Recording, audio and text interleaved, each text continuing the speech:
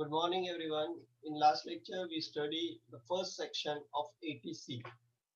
Section 80, the first point of ATC. And today we are studying the of next point of your model is known as ATCCC. Okay, let's start. Here we are completed the point 80C. Okay, and today we are studied contribution of pension ATCCC. Which are the study regarding to the pension holder, pension, public pension, or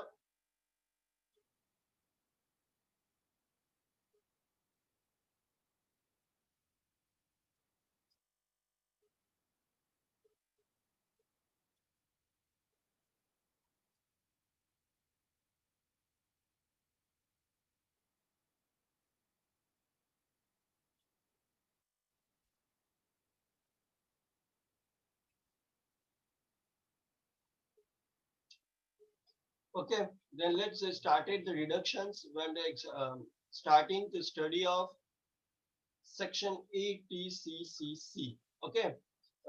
These are the study of ATC. We are the completed in last lecture.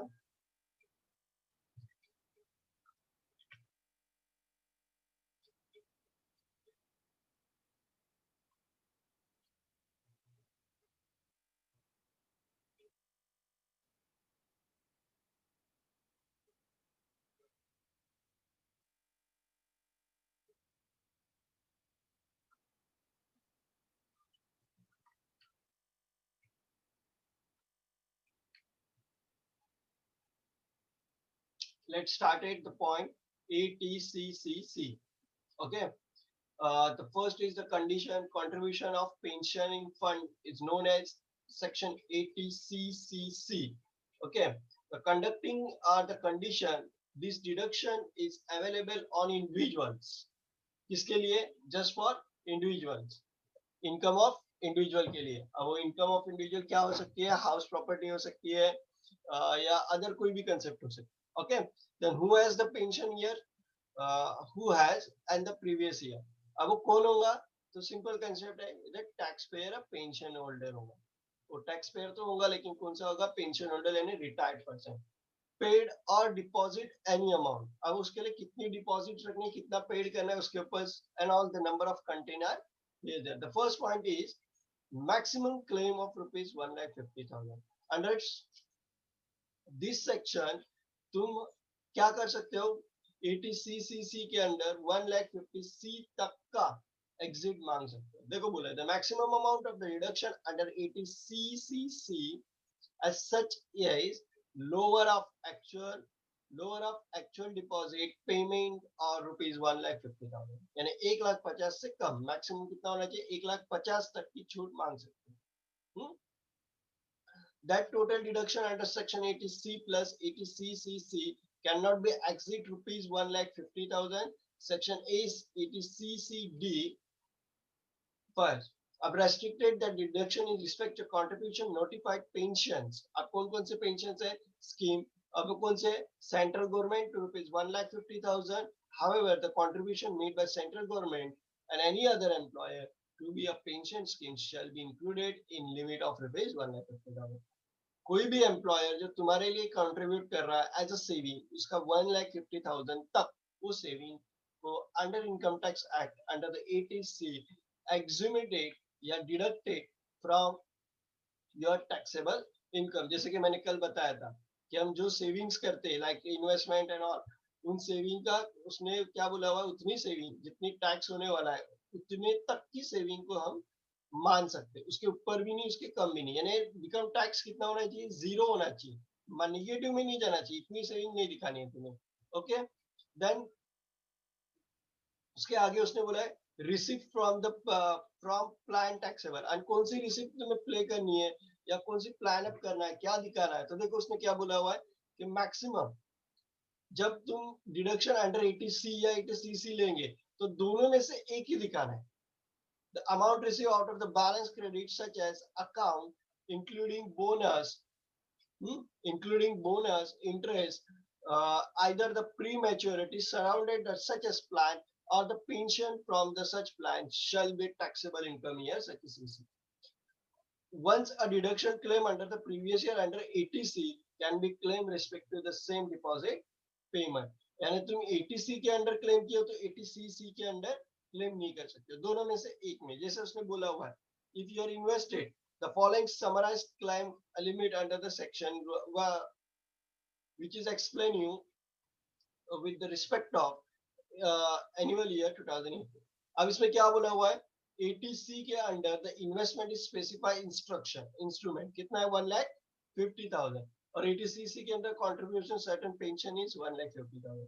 तो 80CCE aggregate deduction under section 80C and 80CCC क्या बोलेगा, कौन सा लेगा, just 1,50,000 not 3 lakh.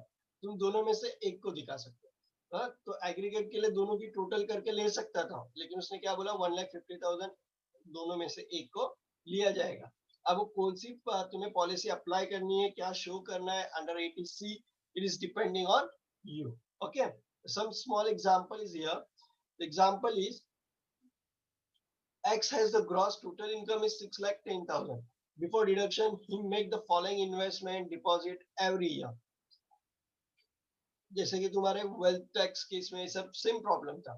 अब उसने invest क्या क्या किया हुआ है, life insurance premium on his wife, notify equity kids saving scheme UTI, equity link saving scheme UTI, then repayment of loan taken on July 1st when purchase of house property, payment on interest on above loan, tuition fees, 2 child, notified bonus, deposit in home loan account, NHB, pension fund, LIC qualified under 80CCC.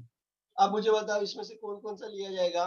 अगर सब लिए जाएंगे तो 80CCC को नहीं लिया जाएगा और ओनली सिर्फ 80CCC को लिया जाएगा, दोनों में से एक. तो उसका आंसर सॉल्यूशन देखो उसने कैसा बोला हुआ है. Assessment year mister x, previous year 2019 18, assessment year 2019. अब देखो उसने क्या बोला, gross total income 6,10,000 less deduction under 80C working note, पहले की सब टोटल 64,000 छोड़ के रिमेनिंग सब टोटल अंडर 80C बैठेंगी जो है 99,883. देन अंडर 80CCC कितना है 64,000. देन टोटल लिमिट 2 यानी कितना है 1,63,000. कितना हो रहा है 1,63,000. लेकिन हमें उसने पहले ही बोला है the maximum amount is 1,50,000.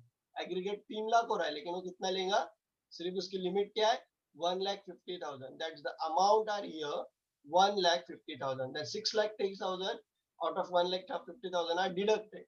The amount is 4,60,000. It net income tax on this person. Okay. और एक देखो 80C के अंदर दिया हुआ है ग्रॉस क्वालिफाइड अमाउंट.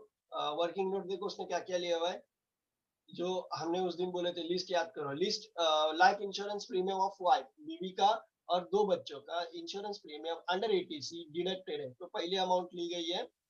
उसके बाद नोटिफाइड यूटीआई की पॉलिसी देखो उसने लिया होगा, notified UTI policy 12,000. Repayment of loan taken purchase of house property loan taxable exempted है. Then repayment of loan, tuition fees of 2 child, पहले किसी भी 2 बच्चों की ट्यूशन फी, तुम्हारे कितने बच्चे होंगे it is your depend. Then interest occur of NSC national saving certificate. Then notify bonus inter the company, ये सब की टोटल जितना भी all schemes are accepted under 80C are exempted. अगर इसमें कोई ऐसी बात होती जो 80C के अंदर नहीं बोली हुई है, जो मैंने कल एक्सप्लेन किया उसके अंदर नहीं थी, it is not. Then medical insurance paid, premium paid, ये क्या है 80D है. This is 80D. कंडीशंस क्या है, by any mode by payment other than cash. किस तरह में पेड करना है, कैश पेमेंट नहीं करना है, इलेक्ट्रॉनिक पेमेंट या cheque. To take out of insurance यानी इस इंश्योरेंस के पॉलिसी को पुट अप करने के लिए 2 कंडीशन दी हुई. पहली कि पेमेंट किससे होना चाहिए, ई पेमेंट होना चाहिए या इलेक्ट्रॉनिक. ओके. तो under this scheme the frame by the general insurance company Corporation of India, the approved by the India Development Authority, such as our central government health scheme or health scheme of the central state government may be notified the central government the provision health checkup. जो certified companies है कौन से sorry hospitals है जिसके अंदर ये schemes follow होती है और फॉलो अप लिया जाता है वही पे इसको फॉलो किया जाएगा remaining no 1 year okay the maximum claim कितना ले सकते हो maximum claim the maximum the amount of deduction of rupees 25,000 और self spouse for depending children तुम्हारी बीवी और तुम्हारे बच्चे को कुछ हो गया तो 25,000 तक का बिल इनकम टैक्स के अंदर माफ है further deduction is ₹25 available for the parent अगर माँ बाप के ऊपर और 25,000 additional deduction of ₹25 available for case of insurance in individual being resident of India attained to the age of 60 year 60 साल से ऊपर का कोई बुढ़ा है तुम्हारे पास बुढ़ी है यानी बुजुर्ग लोग है जिनको तुम तुम्हारे घर में रख रहे हो तो और 25,000 की छूट है और मैक्सिमम 50,000 कब है अगर वो 80 उम्र से ज्यादा उसको संभाल रहे हैं deduction up to the rupees would be the allow respect of any payment made account of medical expenditure in respect of such person उनके ऊपर जो मेडिकल एक्सपेंडिचर होने वाला है 80,000 तक का एक साल के अंदर छूट है is no payment has been made कि force insurance health care such as person in case of HUF Hindu undivided family deduction allow in this section respect of premium paid insurance health member family the maximum deduction for available for HUF would be rupees 25,000 कितना 25,000 तक each member बोला हुआ है for senior citizen ऊपर है वैसे ही घर के किसी भी एक लोग HUF के अंदर जॉइंट फैमिली होती है तो किसी एक को संभालना इट इज 25,000 एक से ज्यादा को संभालना it is 50,000 okay are you getting my point एक सिंपल एग्जांपल देखते हैं any premium paid otherwise than the way of cash to keep in the force and insurance of health कुछ भी self या family कितना 25,000 contribute to the central government health scheme तो 50,000 तक की छूट है कहाँ पे अगर तुमने हेल्थ स्कीम जैसे कि अभी कोरोना आया तो कोरोना के अंदर तुमने वो बेड वेंटिलेटर के लिए पैसा दे दिया it is a help for a government policy it is a help for government policy then the amount of 50,000 is deducted okay then any premium paid otherwise they way of the cash way of cash of to keep the force of insurance and all kitna 50,000 okay maximum 5,000 allowed be deducted aggregate previous health checkup expenditure is first and two subject to 25 to 50,000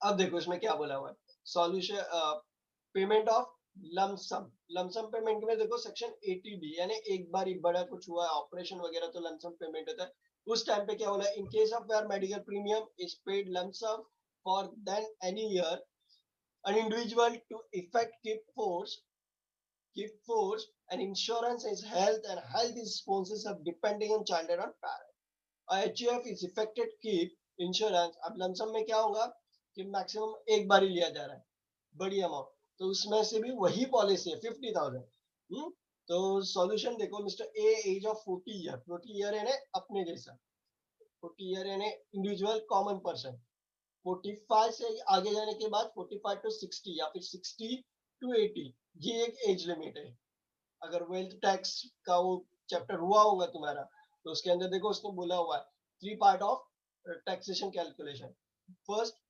18 to 60 it is you 18 to 60 के बीच के लोग then 16 to 80 वाले it is aged person या फिर retired person या फिर बुढ़े लोग हायर एजर देन 80 टू मोर यानी हायर एज पर्सन ये 3 टाइप में टैक्स कैलकुलेट किया जाता है common person aged person higher aged person okay the 40-year common person paid medical insurance premium ₹20,000 during the previous year 18-19 in insurance health as well as the health support also the paid medical insurance premium 47,000 during the year to insurance health company further the age of 63 इनके लिए 50,000 तक की छूट है who is not depending on his लेकिन ये इसके ऊपर डिपेंडिंग नहीं है तो इसके ऊपर की पेमेंट का टैक्स से कोई लेना देना नहीं है सिंपल शॉर्ट देखो उसने सॉल्यूशन में बताया होगा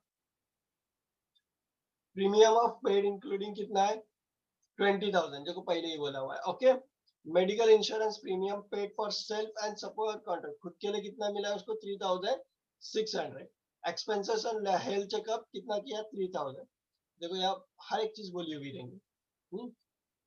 He contributes rupees 3,000 for central government health scheme, ये भी exempted है। कितने तक 15,000 तक exempted है। and he has incurred rupees 3,000 health checkup, खुद का health checkup के लिए पूरे साल का खर्चा कितना हुआ है 3,000 रुपए, complete the deduction of under 80D, तो total 26,000 हुई। उसके बाद medical claim premium paid for the father who is 60 year old। Father के ऊपर मेडिकल क्लेम का हुआ है, यानी फादर के ऊपर उसने खर्चा किया है कितना 47,000 का। 47,000 expended the previous health checkup of father 4,000, तो टोटल 51,000 हुआ है, जो इसमें से एक्चुअल पेमेंट होगी कितनी 51,000। लेकिन due to the premium paid on the medical expenditure incurred the father who is senior citizen, क्या हुआ देखो डिडक्शन मिला है उसको कितना अंडर 80D और 80DD, कितना डिडक्शन मिला है 25,000 प्लस 50,000 75,000। अब ये डिडक्शन इसमें से लेस होगा and then amount is negative या नो डिडक्शन, क्योंकि उधर इसने डिडक्शन को क्लेम नहीं किया एज कंपेयर टू यहाँ डिडक्शन। दो टाइप में सॉल्व किया, विदाउट डिडक्शन एंड डिडक्शन। अब 75,000 तक का वो डिडक्शन उसको अलाउ है, तो डिडक्शन कितना लेगा कंप्लीट 50,000, क्योंकि पहले ही बोला हुआ deduction is not more than your tax, कितना अलाउ नहीं कर सकते मोर देन योर टैक्स, यानी 50,000 के ऊपर नहीं जाना चाहिए। तो यह 75 out of 50,000 and taxable income is 0 करके दिखा सकते हो। Okay, then the next point is note the deduction A123 above scheme is exceeds that 25,000, therefore the expenditure of present health checkup self sponsor would be restricted 1,500, being the 25,000 20,000 3,000, ये यहाँ बोला हुआ है इसमें 25,000 3,000 and 3,600। The total deduction in B, first and two above, should be the existing 50,000. Therefore, the expenditure on pre-well health checkup of father we restricted rupees to 3,000, यानी 3,000 तक restrict किया है। Being 50,000 to 47,000, कितना लेना पड़ेगा, यानी कुछ भी सेट करके यहाँ पे 50,000 तक आना है। In case of deduction allow account expenditure is preventive health checkup up to the self-exposed father 4,400, that is 1,400 and 3,000, which is less than maximum premium limit rupees 5,000। Okay, इसलिए हम उसको वैसे ही लेंगे। इसको मैं कंप्लीटली खुद से सॉल्व करके दिखाऊंगा।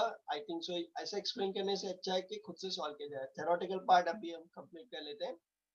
कल से ये प्रॉब्लेम्स लिए जाएंगे। हाँ, उद्यापासून हे प्रॉब्लेम घेतले जातील आणि त्याच्यामध्ये मी वर्ड फाईलवर सॉल्व करून दाखवेन। Okay, then maintenance of handicap dependent. अब ये कौन हो सकता है, तुम्हारी wife, your husband, then your child, your parent. समझा, तो इसके ऊपर क्या बोला है, एलिजिबिलिटी क्या होना चाहिए under section 80DD provides the deduction under assessee who is the resident in India billing the individual Hindu undivided family। Individual और हिंदू अनडिवाइडेड फैमिली के अंडर जो आते हैं उनके ऊपर बोला हुआ है। Eligibility payment of amount paid for this medical retirement training rehabilitation of depending being the person's disability of any amount paid or deposit under the scheme frame in the behalf by the life insurance corporation of any other specific insurance UTI maintenance of deposit। अब इसके अंदर actual claim कितना, claim किसके ऊपर होगा, the quantum of deposit rupees 75,000 in case of server disability, that the person with 80% more than disabled, अगर 80% more than disabled है यानी वो हिल नहीं सकता, एक जगह पे रहेगा। देखो डिसेबिलिटी को भी उन्हें परसेंटाइज किया हुआ है, तुम सिर्फ डिसेबल सर्टिफिकेट लाओगे तो नहीं चलने वाला है, डिसेबिलिटी लिमिट क्या काउंट होने वाली है। तो ऐसे लोगों का 75,000 उनका खर्चा उठा रहे, इसलिए 75,000 तक नो टैक्स, यानी टैक्सेबल अमाउंट का टैक्स 75,000 डिडक्टेड है। The deduction shall be 1,25,000 the claim for the lump sum amount irrespective of the amount paid. तुम जितना पेड कर रहे हो उसमें से 1,25,000 तक की छूट मांग सकते हो. The dependent, the term depend has been the defined in the including case of an individual. Suppose the children, parent, brother, sister, an individual. In case of Hindu undivided family, a member below, therefore, thereof, who is wholly or mainly depending on the assessee. यानी completely तुम पे depend होना चाहिए, वरना ही वो होगा assessee and has not been claimed any deduction under section 80U, और उसने कोई 80U के अंदर डिडक्शन क्लेम नहीं करना चाहिए, तो ही 80DD के अंदर चलने वाला है. अब हैंडीकैप के ऊपर क्या बोला हुआ है, डिपेंडेंट तुम्हारे ऊपर हुआ. डिपेंडेंट यानी कौन, डिपेंडेंट के अंदर यानी जो तुम पे तुम्हारे खर्चे पे रहता है तुम्हारे घर में. इसमें अंदर क्या क्या बोला हुआ है, सबसे पहले उसने इन सपोज चिल्ड्रन या तुम्हारे बच्चे, parents, brother, sister and individual. Individual यानी उसकी बीवी, ओके. पेरेंट यानी माँ बाप, ब्रदर यानी भाई और सिस्टर यानी बहन. पता है इसके जो अंकल आंटी कोई तुम्हारे है और उसको तुम खर्चा कर रहे हो, नो इनकम टैक्स क्लेम, तुम नहीं क्लेम कर सकते. हाँ. The dependent must be a handicapped person with the disability of not less than 40%. अब कॉमन हैंडीकैप कौन सा होना चाहिए, लेस देन 40% नहीं होना चाहिए. यानी थोड़ा सा पाव से मुड़ा हुआ है, चल सकता है, घूम सकता है, वर्कहोलिक है, वर्क कर सकता है, एक या फिर नहीं चलेगा, कंप्लीट एक हाथ नहीं है, कंप्लीट एक पाव नहीं है, एक आंख से अंधा है. यानी इतनी डिसेबिलिटी होनी चाहिए कि वो चीज होती तो इज कैपेबल टू वर्क. अब इज नॉट. केस स्टडी में दिया हुआ है, देखो ये केस स्टडी है, यानी छोटा सा प्रॉब्लम ही बोल सकते हैं. Rajan has to pay the hospital treatment rupees 45,000 in spend of noting the life insurance of maintenance of dependent being a person with disability. Rajan has incurred the treatment of Neil rupees Neil the previous year is deposit rupees 25,000 with life insurance. Rajan has incurred rupees 20,000 of treatment of 25,000. अब देखो अलग बात है. तो पहला क्या है, the deduction rupees 20 under section 80DD allow full respective of expenditure actually incurred paid by assessee. क्यों? क्योंकि वो डिपेंडेंट है और पर्सन क्या है, डिसेबल है. The second में क्या बोला हुआ है, the assessee Rajan has deposited rupees 20,000 for maintenance of health handicap dependent. This assessee is however eligible to claim कितना है, 1,25,000, since the deposit deduction of 1 lakh allow full for the service disability irrespective of amount deposit with LIC. किसने क्या किया है, second में राजन has incurred the treatment of नील, उसको नील करना है, यानी जितना भी हुआ है. अब नील कितना कर सकते हैं, 1,25,000 तक दे सकते हैं. तो तुम्हारा बिल भी कितना होना चाहिए, 1,25,000. टैक्स भी कितना होना चाहिए, 1,25,000. ओके, जैसा कि यहाँ हुआ है. Then the section 80E, section 80E. इसके बाद कौन सा बच गया है, 80TTA और 80U. दो section are remaining. The interest on loan for the higher education. 80E इसके interest on loan for higher education. The deduction under the section 80E availability in the following conditions satisfy the assets the assessee as an individual. कब होने वाला है, if individual, no individual undivided filing, no other aid. Okay, he had taken the loan from the financial institute. कहाँ से लेना चाहिए, for example banking company या institution approved by the purpose of per loan. Section 1080G के अंदर इनकी lease दी हुई है. Then the loan was taken for the purpose for higher education affiliated the field of study including vocation purpose for the passing the SSC examination from the recognized school board and university. यानी 10वीं के बाद की जो higher education है उसके लिए उसने अलाउ किया, बट 10 तक की नहीं. The loan was taken as an individual purposing he has a whole higher education supporting the child or the student whom individual is legal guardian. अब किसके ऊपर छूट देने वाला है, 3 लोगों के ऊपर. एक तो खुद की पढ़ाई, सेकंड अपने बच्चे की पढ़ाई, या थर्ड तुम किसी का लीगल गार्डियन यानी किसी को गोद लेते हैं ना, ऐसे बच्चे के ऊपर. अगर लीगल है ना, रिटर्न में हो कि इस बच्चे को गोद लिया हुआ तुम लोग संभाल रहे हो, Amount is paid the individual guy during the previous year by way of payment is interest. Such a loan is untaxable. अब इसके ऊपर का जो इंटरेस्ट पे होगा वो नहीं लेगा. अमाउंट ऑफ डिडक्शन कितना है? The amount is deductible in the amount paid during the year by way of interest, therefore without any limit. यानी तुम जितना भरोगे उतना डिडक्शन है, उसको लिमिट नहीं दी हुई है. पीरियड क्या है? The first year in which the deduction available in the year in which the person start paying the interest. The deduction available for maximum period of 8 years. यानी जब से तुम भरना शुरू करोगे तो नेक्स्ट 8 ईयर तक ये डिडक्शन तुम्हें अलाउ है. यानी 8 साल के अंदर वो लोन खत्म होना चाहिए, उसके ऊपर रहा लोन तो उसके ऊपर डिडक्शन नॉट अलाउड. जैसा कि देखो, for education B B's son and B's daughter. Purpose of loan क्या है? MBA, BSc, BA. लोन कितना? Amount of loan 5 lakh, 2 lakh, 4 lakh. Okay, तो amount annual repayment of loan कितना है? 1,40,000 and 80,000. Annual report repayment of interest 20,000, 10,000, 18,000. Computer the amount deduction under the section 80. तो क्या होगा? Under 80, the available individual assessee in respect of any interest paid by him is the previous year in respect of taken the processing the higher education loan. Higher education means the courses study the purpose were after senior secondary examination, SSC. Therefore interest repayment 20,000, 10,000, 8,000, 48,000. ये किसके लिए? Interest के ऊपर बात की इतनी सब में 20,000, 10,000 and 88,000. ओके, ये स्टडीज है. Deduction on interest on bank account. Deduction on interest on bank account, ये 80 section 80 TTA. Section 80 TTA, the previous than the case gross total income assessee being an individual or income by way of interest and depending on saving account. Saving account के ऊपर या current account के ऊपर या RD के ऊपर या FD के ऊपर जो इंटरेस्ट मिलता है उसके ऊपर भी तुम्हें डिडक्शंस अलाउ है. अब वो कौन सी डिडक्शन है? Look here. A banking company to which the banking regulation act 1949 applies. कहां से? तो cooperative society agent in carry the business banking. a post office कहाँ पे सेविंग है तुम्हारी होनी चाहिए. however if the foreside income during the from the deposit of saving account held by behalf of his of firm on AOP BOI, deduction shall be allowed respect such of income. In effective that deduction under this section shall be allowed of respect of income. यानी जितना interest मिलेगा उतना deduct किया जाता है. In short याद रखो.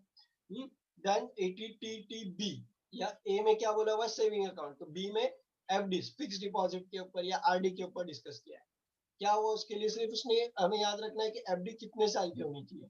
Deduction तो उसके इंटरेस्ट का मिलने ही वाला है.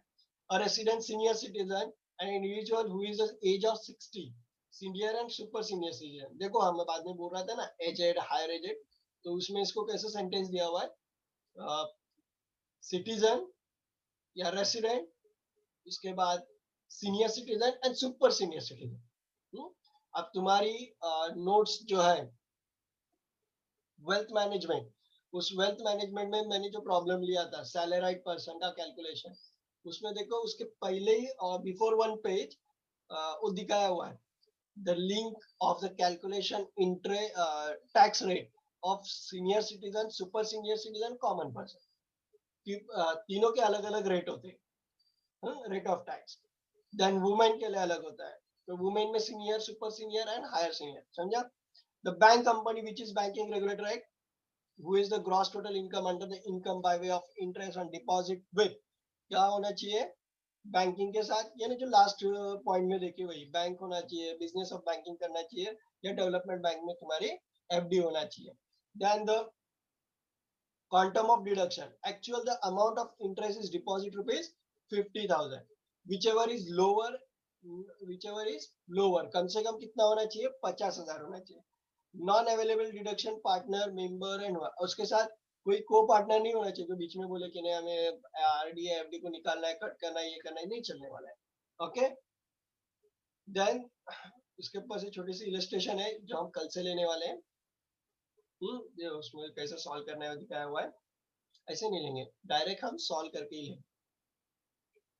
Then last deduction under 80U, deduction under section 80U. Okay, eligibility क्या है? Deduction under 80U, individual, the assessee is individual, may be the citizen of Indian or foreign country, Indian है और foreign country दोनों के लिए. He is a resident in India, बस resident in India है. Deduction under this section not available in non-resident of NRI के लिए allow नहीं है. Foreign person भी आ रहे, मैंने calculate करके दिखाया, resident of India निकलता है. With disability, he is the person suffering in not less than 40% of prescribed disability, और disable है, लेकिन वो कैसा है, कमजोर है, माजूर है, सर्टिफाइड बाय मेडिकल अथॉरिटी वगैरह करके उसको डिडक्शन ले सकता है. और एक बात देखो, उससे पहले मैं बोला हुआ है, अगर 80U के अंदर तुमने डिडक्शन लिया हुआ है तो तुम 80D, इससे ऊपर जो है 80DD के अंडर तुम नहीं ले सकते हो. उसने वहां पे भी ये बात बोला था. क्यों? क्योंकि also 80U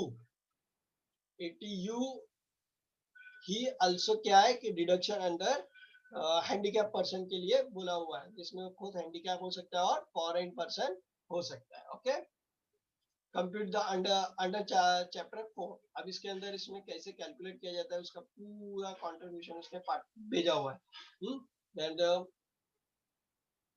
सेक्शन 80C के अंदर किस किस के अंडर डिडक्ट होता है? 80CC के अंडर 80CC प्लस की limit, then 80D, then 80DD, 80E, 80TT, 80UN. अभी कल से हम इलस्ट्रेशन लेंगे. Okay, thank you all of you.